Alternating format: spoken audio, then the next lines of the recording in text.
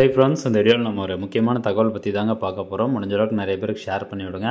குறிப்பாக யாரெல்லாம் இனிமேல் புதுசாக வீடு கட்டுன்னு நினைக்கிறீங்களோ அவங்க எல்லோரும் கண்டிப்பாக அந்த தகவல் தெரிஞ்சுக்கணும். அதுக்காக தான் இந்த வீடியோ மேக் பண்ணியிருக்கேன். அதாவது தமிழக அரசினுடைய வீட்டு வசதி மற்றும் நகர்ப்புற வளர்ச்சித்துறை சார்பாக ஒரு அரசாணை ஒன்று வெளியிட்டிருக்கிறாங்க. இனிமேல் யாரெல்லாம் புதுசாக வீடு கட்ட போகிறாங்களோ அவங்க கண்டிப்பாக இந்த விதிமுறையை ஃபாலோ பண்ணணும் அப்படிங்கிறத சொல்லியிருக்காங்க. சரி, அது என்ன விதிமுறை அப்படின்னு பார்க்கலாம். இங்கே பாருங்கள், தனி வீடுகளுக்கான கட்டட விதிகளில் திருத்தம் பண்ணியிருக்காங்க. என்ன அப்படின்னு பாருங்கள். தமிழ்நாட்டில் தனி வீடுகளுக்கான கட்டட விதிகளில் திருத்தம் செய்து வீட்டு வசதி மற்றும் நகர்ப்புற வளர்ச்சித்துறை அரசாணை வெளியிட்டுள்ளது. அதாவது 3300 சதுரடி வரையிலான தனி வீடுகளில் 2 கார்கள் 2 இருசக்கர வாகனங்கள் நிறுத்த இடம் ஒதுக்குவது கட்டாயம் அப்படின்னு சொல்கிறாங்க. ஸோ இந்த மாதிரி 3300 சதுரடி வரையிலான தனி வீடுகளில் கண்டிப்பாக 2 கார், அதே மாதிரி 2 டூ வீலர் நிறுத்துகிற மாதிரி பில்டிங் பிளான் இருக்கணும். பில்டிங் டிராயிங் பிளான் இருக்கணும். அப்படி இருந்தால் மட்டும்தான் அப்ரூவல் பண்ணுவோம் அப்படின்னு சொல்லியிருக்காங்க. அவரும் அப்ரூவல் வாங்கிறது மட்டும் கிடையாது, ஃபிசிக்கலாகவே வீடு அந்த டிராயிங் படி தான் இருக்கணும் அப்படிங்கிறதும் அதில் சொல்லப்படுது இந்த அரசாணையில். சரி, நான் 1000 சதுரடியில் தாங்க வீடு கட்டுறேன், அதுலேயே 2 கார் 2 பைக்கை விட முடியுமா, இடம் விடுமா? அதெல்லாம் கிடையாது.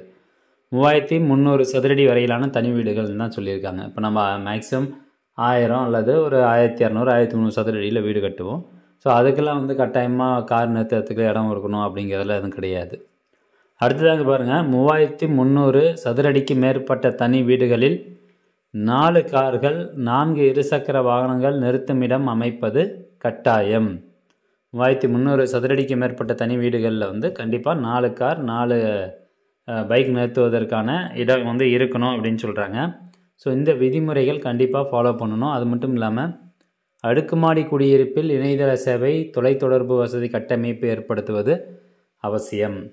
இப்போ நீங்கள் பில்டிங் கட்டி அது வாடகைக்கு விட்றீங்க அப்படின்னா, வீடு கட்டி வாடகைக்கு விட்றீங்க, அதில் ஒரு 4 ஃப்ளோர் இருக்குது, 3 ஃப்ளோர் இருக்குன்னா கண்டிப்பாக அதில் அடுக்குமாடி குடியிருப்பில் இணையதள சேவை இருக்கணும், இன்டர்நெட் கனெக்ஷன் இருக்கணும்னு சொல்கிறாங்க. அது மட்டும் இல்லாமல் தொலைத்தொடர்பு வசதி அதுவும் ஏற்படுத்தி கொடுக்கணும் அப்படிங்கிற சொல்லப்படுது.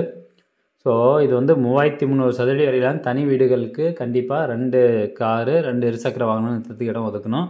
3300 சதுரடிக்கு மேற்பட்ட தனி வீடுகளுக்கு 4 காரு 4 டூ வீலர் நிறுத்துவதற்கான இடம் கொடுக்கணும் அப்படின்னு சொல்லியிருக்காங்க.